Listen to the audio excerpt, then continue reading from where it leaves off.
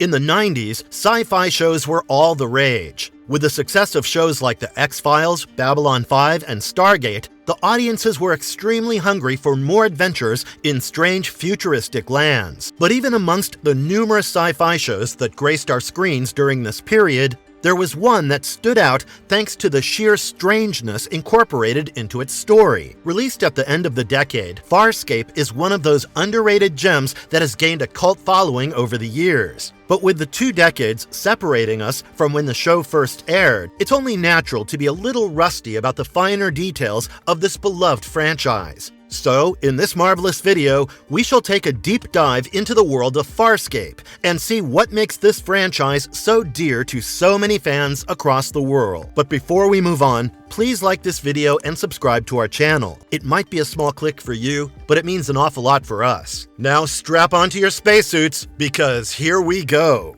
The fascinating journey of creating the iconic TV show. The tale of Farscape begins not in some far-flung corner of the universe, but in London. Brian Henson, son of iconic puppeteer Jim Henson, found himself at the helm of his father's company after his death. By the 90s, the Jim Henson Company and its offshoot, the Jim Henson Creature Shop, had made a name for themselves by making extremely successful shows like The Muppet Show and Sesame Street. When Brian inherited the company, he wanted to push the boundaries of what could be achieved cinematically with puppets. Due to his earlier inclination towards sci-fi, Brian was drawn to the potential his puppets could have in the budding genre. To create this show, he recruited Rockne S. O'Bannon, a veteran TV producer with prior experience working for landmark sci-fi shows like the 80s revival of The Twilight Zone. It's said that when Henson approached O'Bannon with the idea, he wanted to create something that resembled the famous cantina scene from Star Wars, but only every week. Both the creators agreed that their way into the strange world they wanted to create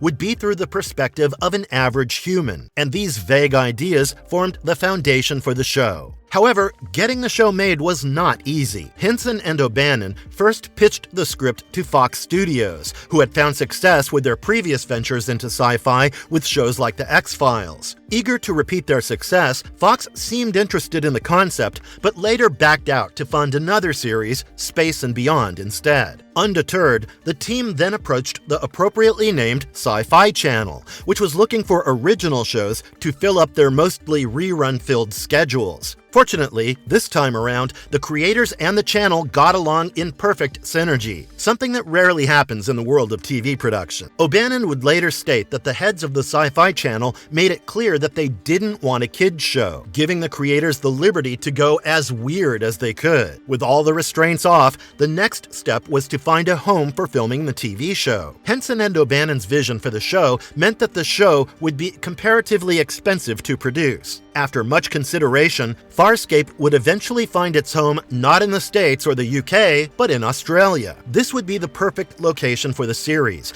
as the Australian government offered the production generous tax incentives. The country was even home to several highly skilled effects teams with previous experience working on projects like The Matrix and Star Wars: The Phantom Menace. The basic premise O'Bannon and Henson came up with was that an Earth astronaut named John Crichton would be sucked into deep space in an unknown part of a galaxy via a wormhole and encounter strange creatures. This would fill up the bulk of the episodic narratives, with Crichton getting into situations and finding his way out of them while being surrounded by the best puppetry Henson's team could make at the time. The high budget involved in the production allowed the team to bypass the customary pilot episode process that most other TV shows have to undergo to secure serialization. The Sci-Fi Channel sanctioned the production of the entirety of the first season at once, and Farscape ended up being a one-of-a-kind, truly global production, with scripts being prepared in LA, puppets being tested in London, and sets being assembled in Australia. The bulk of the episodes of the show take place aboard the living ship Moya, where Crichton finds himself after being hurled into space. It's evident from the get-go that the team took extreme care to ensure that the show avoided the cliches associated with such properties. They ditched the metallic hues typical of sci-fi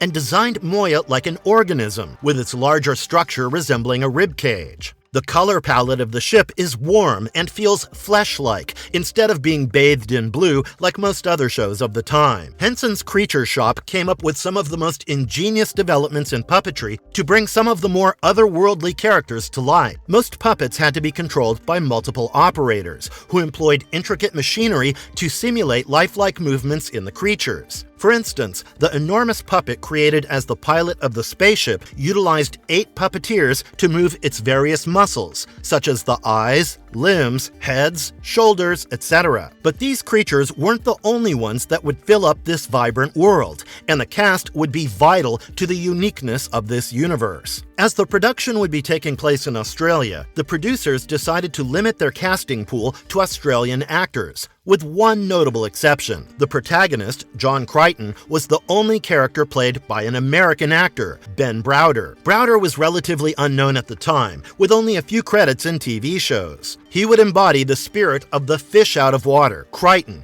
even in some of the darker moments of the show, and would eventually grow into someone the audience could rely on in contrast to other stranger inhabitants. The rest of the cast was hired from Australia itself, which not only allowed the crew to save on production costs, but also enabled them to find fresh faces for their talent pool. Other notable inclusions in the cast were Virginia Hay, Claudia Black, and Anthony Simcoe. The voice artist and actor Jonathan Hardy played multiple characters throughout the show, as he was the voice for iconic puppets Luke Rigel XVI, Lonnie Tupu, and the pilot. At this point, we would be amiss if we didn't especially acknowledge the contributions of actress Virginia Hay, who had to endure hours of makeup for her role as the Delvian priestess Pau Zotozan. In addition to this, the actress also shaved off her hair and eyebrows for the role, which clearly exhibits her commitment to the part. The creators of Farscape knew that they had a talented ensemble of young actors at their disposal and decided at an early stage that they would allow the actors to improvise on set. This move was extremely rare in TV productions, as most shows would require actors to stick to the scripts and adhere to the cues in order to save filming time. However, the directors and producers allowed the actors to come into their own by allowing them the freedom to experiment with the lines and mannerisms of their characters. This not only made each character more unique and believable, but also gave the audience something more grounded to latch onto during the most out-there moments of the story. We'll learn more about the characters and the people who played them in a while, but for now, let's get back to March 1999, when the show finally started airing. The reception of Farscape wasn't really a worldwide phenomenon like Star Trek or other similar properties. However, the show did find its groove, and many audiences appreciated its strange world and brilliant animatronics. The more adult approach allowed Farscape to capture the attention of many young adults who were eagerly looking for more mature themes in their space adventures. Needless to say, Farscape sufficed, and audience numbers grew with each episode. One of the most appropriate reviews the show has ever received was published on space.com, which read, "Bold, brilliant, and a little bonkers." The show was renewed for 4 more seasons, won multiple prestigious awards, and has branched out into multiple spin-offs and miniseries. But to get there, we'll first dive into the dense mythology of Farscape and find out why it received such acclaim and appreciation. Exploring the episodes of Farscape. From its very first frame, it's clear that Farscape yearns to separate itself from the standard sci-fi fare. It's visually and orally rich with techniques that make it appear much more cinematic than a normal TV show at the time. The first episode, dubbed Premiere, was released on March 19, 1999, and was written by O'Bannon himself. It starts with Crichton's spacecraft passing through a wormhole and emerging in an alien galaxy many light years away from Earth. Moreover, the stranded astronaut also runs into the path of a raging interstellar battle involving 2 prowler ships. We would later learn that these ships belong to a totalitarian regime, who have sent out their enforcers, the peacekeepers, to hunt a group of rebels. These rebels are aboard a living Leviathan bioship named Moya, and a helpless Crichton is forced to join the ragtag crew to escape. At first, the occupants of Moya seem to be as dangerous as the peacekeepers, as John is quickly apprehended by 2 menacing aliens. The first is a large bipedal warrior from a race called Luxans, while the other is a Delvian priestess. The duo is intrigued by the unfamiliar technology inside Crichton's ship and begins interrogating him. We also see that the ship is equipped with complex communication channels, allowing the pair to speak to the pilot. As the peacekeepers are still in pursuit of Moya, its crew finds themselves desperate to gain greater control over the large living spacecraft's maneuverability. Meanwhile, a third alien, a small hovering frog-like creature named Rigel the 16th, enters the chamber where John is being held, and through the others' conversation, we learn that they are all escaped convicts. The ship blasts away into hyperdrive, whisking John off to yet another unknown part of the galaxy. This opening clearly encapsulates what makes Farscape so great. Instead of the militaristic hierarchy that was a staple in sci-fi shows, the inhabitants of Moya are basically forced to stand each other as they escape the peacekeepers. This allows for more internal conflict as well as personal growth in the characters as they get accustomed to each other's presence along this adventure. We also see glimpses of the peacekeeper command carrier during the first episode and are introduced to its captain, Bylar Crace. In the aftermath of the battle, the commander is informed by his subordinate, Lieutenant Teague, about the casualties in the battle. One of the deceased is the captain's own brother, whose prowler accidentally collided with Crichton's ship, Farscape 1, before smashing into an asteroid. An enraged Crace orders his underlings to identify the pilot. Inside Moya, the crew discovers that they have caught a prowler ship in their docking web. John is still trying to find his footing in this alien environment when the Luxon knocks him out with a neurotoxin secreted out of his tongue, and he's carried away to a cell. Now that John's out of their way, the crew members of Moya proceed to introduce themselves, and we learn that they were unaware of each other's existence before boarding the ship. Zayn, the Delvian princess, was incarcerated for being an anarchist, while the warrior, named Dargo, was in prison for killing his commander. Despite a little mistrust, the two form an alliance to escape the peacekeepers. Coming to his senses in a cell, John finds himself sharing the space with the pilot of the prowler ship. The soldier uncovers his face, and to John's surprise, it turns out to be the closest thing John has seen to a human in a while. The pilot is Erin's son, and she quickly asserts her dominance by pinning Crichton to the floor before asking him about his rank. But Crichton manages to convince her that he is not a convict, but a survivor of an uncanny accident. He tells Erin about Earth when they are summoned to the command center of Moya in handcuffs. The escapees are still encountering problems controlling and maintaining the ship, and it is now moving at a fraction of its earlier speed. The crew makes their way to a small commerce planet, where Rigel tries to barter some Hurlian stones with a large alien when the convicts learn that both John and Erin have escaped. The ensuing chase is just about to break out into a fight when Crace and the peacekeepers capture the rebels. Crace has clearly developed great hatred for John due to the death of his brother, and this trait would define this antagonist for the bulk of the show. The crew is taken away along with Erin's son as the captain considers her contaminated due to contact with the unclassified alien. Strangely, Dargo, John, and Erin manage to escape with the help of a puzzle ring, of all things, but that's just another example of how weird and funny this show is. After using his knowledge of atmospheric friction to escape the peacekeepers' vessel, the crew finally manages to steal a breather. In those final moments, John records a message to his father, telling him about the unbelievable world he has found. The opening episodes of the first season seem to deliberately follow certain sci-fi tropes and situations established by prior franchises, only to then subvert them in the most creative ways. It involves everything from alien planets, as we see in the second episode of IET, to being fragmented into dour dimensions by episode 17, Through the Looking Glass. This isn't to say that the show relies on a monster of the week structure, as these situations are only used to further challenge our characters and make them question their own beliefs and thoughts. One of the best instances of this subversion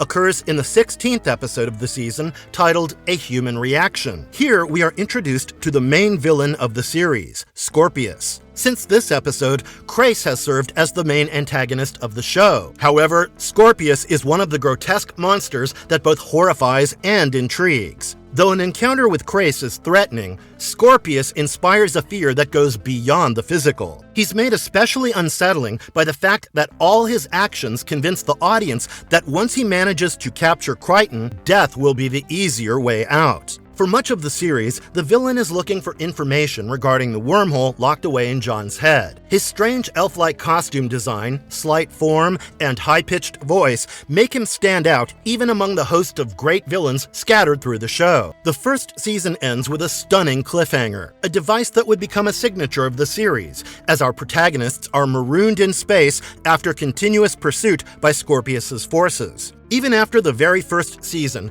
Farscape found itself a loyal fan base, especially in places like Canada, Australia, and the UK. The Sci-Fi Channel knew that this series had gathered a passionate audience and gladly greenlit a second season. The second season continues to grow even stranger as we rejoin John Crichton on his adventures. Emboldened by the success of the first season, the show seems much more confident in its presentation and leans more towards the straight-up weirdness it has become famous for. Instead of deconstructing well-established sci-fi tropes, the show now features many original storylines, like the insanely hilarious and wonderfully strange fourth episode, Crackers Don't Matter, where the crew is trapped in an area rich with pulsars, which begins causing irrational behavior among the crew. Aaron, Rigel, and Dargo begin fighting over crackers, while the priestess Zayn retires into a room and begins experiencing serious photograms. John is more or less unaffected by the pulsars, but he does see Scorpius in a Hawaiian shirt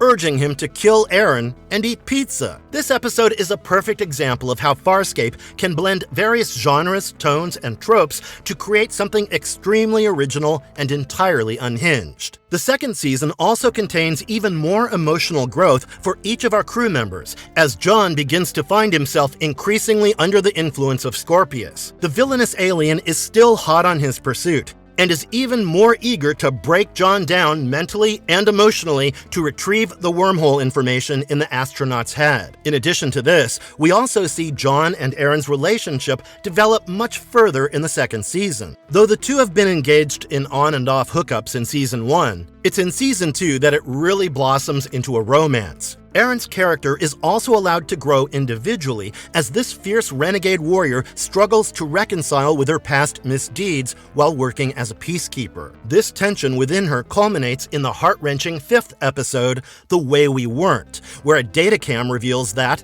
as peacekeeper, Aaron's son had killed Moya's first pilot. While Aaron deals with her guilt, the rest of the crew is forced to consider whether she should still be allowed to remain a part of the crew. This episode contains moments that will actually tear you up and is clear evidence of why this series is so beloved. In the outrageous 3-part storyline, Liars, Guns, and Money, at the tail end of season 2, John's mind has been completely fractured by Scorpius, who seems to be in complete control of our protagonist. This season ends with one of the greatest cliffhangers in sci-fi history, but without giving away spoilers, I'd just like you to picture a living human with an exposed brain. Yeah, it gets that crazy. Though Sci-Fi greenlit the 3rd season soon after the end of the 2nd season, the producers started having doubts about funding the show. The series' cult-like following was small and didn't justify the hefty production costs the show was incurring. In addition to this, season 3 would also be the last time we would see actress Virginia Hay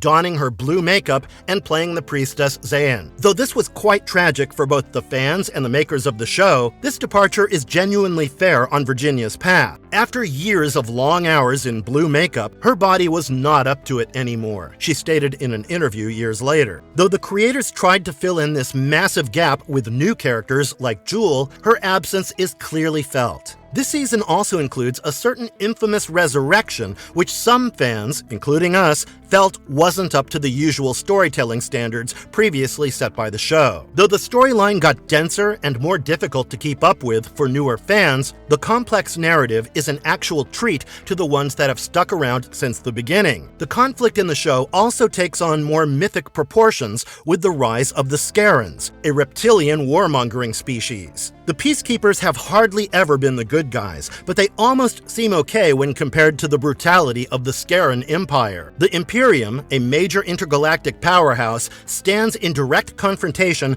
against the fascistic peacekeepers for their claim to the uncharted territories. One of the strangest additions to the cast is also introduced during the third season. Harvey is a clone of Crichton, created by an alien, and they are so identical that neither can really be called copies. Each contains the wormhole knowledge, which makes it easier for the villains to get it. This conflict is essentially the basis for the final seasons of Farscape, as John Crichton strives to fight Scorpius's mental manipulation while simultaneously working on his wormhole theories. The show gets weirder with each episode, with epic battles that push the limits of sci-fi at the time, while John's psyche is explored in detail. We literally spend episodes inside the protagonist's head throughout the course of the last season, but unfortunately do not receive any definitive answers. Remember how the producers of the show were getting a bit iffy about its mediocre ratings despite a loyal legion of followers? Well, that reached a tipping point by the end of season 4 in 2003, and the show was finally canceled despite having plenty of fuel left in the tank. Fans were, of course, disappointed, as the last season had ended in typical fashion with the show's signature cliffhanger, and we were all hungry for more. Fortunately, 2 years after the cancellation was declared, we finally got word about the series' future. Farscape would be returning in the form of a limited miniseries directed by Henson and written by O'Bannon, as a final attempt to tie up loose ends. The miniseries was released in 3 parts, and production ended in March 2004. The miniseries starts off where the last cliffhanger left us, with Crichton and Aaron crystallized and helpless, while Scorpius's peacekeeper fleet battles the Scarans. Once decrystallized, thanks to Rigel, the couple finds that the water world is home to an ancient race called Eidolons, who have empathetic powers that they once used to encourage peace throughout the galaxy. In the miniseries, we also learn of Aaron and Crichton's son, who is growing up inside Rigel, which by Farscape standards is quite tame. The rest of the plot consists of our heroes trying to secure peace by stopping the peacekeeper-Scaran conflict. But this will take way more conflicts than they realize. Though rushed, these 3 installments of Farscape's story provide it with a definitive end and some semblance of closure. Despite the constraints placed on Farscape's team by producers and studios, it is a miracle that this beloved franchise came to an end in an industry where canceled shows are usually just forgotten. Now that we've had a brief rundown of the show's plot, let's look at the characters that fill up Farscape's world. The main characters of the show. John Crichton Jr. Played by Ben Browder, John is a smart astronaut who first sets out into space to test his theories regarding atmospheric friction. Contrary to other TV protagonists, he is not an action hero or a strong warrior. He is, in many ways, an everyman caught in the weirdest situation of his life. Throughout his adventures, Crichton's defining traits are his sensitivity and intellect, which allow him to diffuse situations in out-of-the-box ways. Even when his psyche is being stripped apart by the enemy, Crichton always remains unwaveringly loyal to his crewmates and maintains an innate sense of humor. His romance with Aaron is one of the most charming parts of the show, and one can't help but root for the misfits to end up together. John also has a habit of referring to Earth's pop culture in front of the aliens, who often remain clueless to his banter. Aaron's son. Aaron's character is undoubtedly one of the most complex in the series, and she undergoes one of the most significant aspects of the show. Aboard Moya, Aaron finally finds a warm house that is in stark contrast to the strict military life she had lived until boarding the living ship. Not only does she find love with John, but she also forms very wholesome bonds with the rest of her crewmates. Aaron is also extremely effective in battle, as she has been trained in numerous forms of combat as a peacekeeper. From a cold mercenary to a loving mother, Aaron has surely grown a long way throughout the course of this show. Ka Dargo. At first glance, Dargo seems like a bloodthirsty creature, a mighty warrior that towers over most of the opponents he fights. The Luxon warrior was imprisoned aboard Moya by the peacekeepers after being wrongly convicted of his wife's murder. We learn over the course of the show that underneath his tough, brutish exterior, Dargo is actually an insecure individual who is actually quite young for his species. Throughout the show, he gains more confidence and truly turns into the mighty warrior that he wants everyone to believe he is. Dargo carries a signature weapon known as the Qualta Blade that can also transform into the Qualta Rifle. Ka Dargo is played by Anthony Simcoe.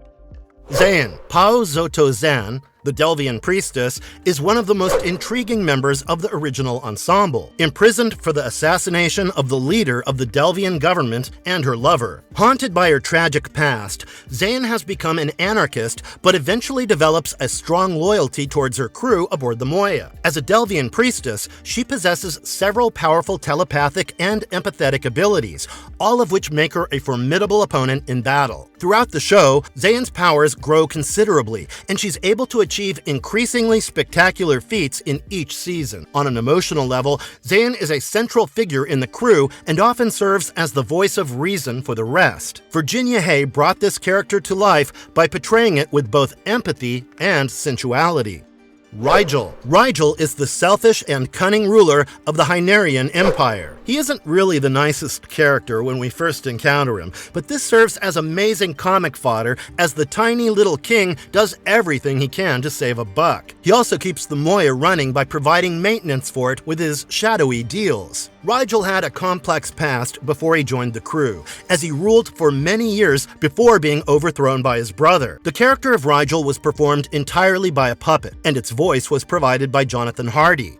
Scorpius. Scorpius is definitely one of the most spine-chilling villains to grace our screens during the early 2000s, and even people who aren't hardcore fans find actor Wayne Pygram's performance scary. This half-Sebastian, half-Scaran peacekeeper is the worst enemy of our heroes, and is hell-bent on destroying John's brain to gain the secrets to the wormhole. Like all good villains, Scorpius has a tragic past, as his birth is the result of his Sebastian mother suffering assault at the hands of a Scaran. Thus, he harbors deep hatred for the Scarans and would go to any extent to build the wormhole weapon. Why you should watch Farscape. To be honest, sci-fi shows have come a long way since the early 2000s, and so is the technology used to produce them. Thus, it's only natural that the effects and CGI in the show are a bit dated. But what sets Farscape apart is the sheer imagination that has gone into bringing this vibrant and weird world to life. Its comedy still hits all the beats, and will leave you laughing even after all these years. The chemistry between the cast members is another unique perk of the show, as all the actors seem to genuinely like each other and share an undeniable camaraderie. As we accompany these characters on their journey, it's impossible not to be genuinely invested in their very human stories, especially in moments when the show gets dark and ominous. Another aspect of the show that has to be especially acknowledged is the creative puppetry and animatronics designed by Brian Henson's company, which clearly exhibits their mastery of the craft. These creative minds from diverse sectors of the entertainment industry came together in perfect synergy and ended up making something that is truly one of a kind. In recent years, the series has gained newfound recognition and acclaim, and we're certain that this will continue for decades to come as new audiences discover this underrated gem. Marvelous verdict. Farscape is exactly what it sets out to be, a weird, almost psychedelic experience through space and time. It has great mastery over tone and can blend hilarious moments into grave circumstances to give the audience a genuinely delightful experience. So, if you aren't afraid of dark themes and absurd creatures, do check out Farscape, as we assure you that it's a great adventure that you don't want to miss. That's it for today, but do let us know what underrated gem you'd like us to cover in our next Marvelous video. Also, don't forget to show us your support by clicking on the like button so that it brings you more Marvelous content.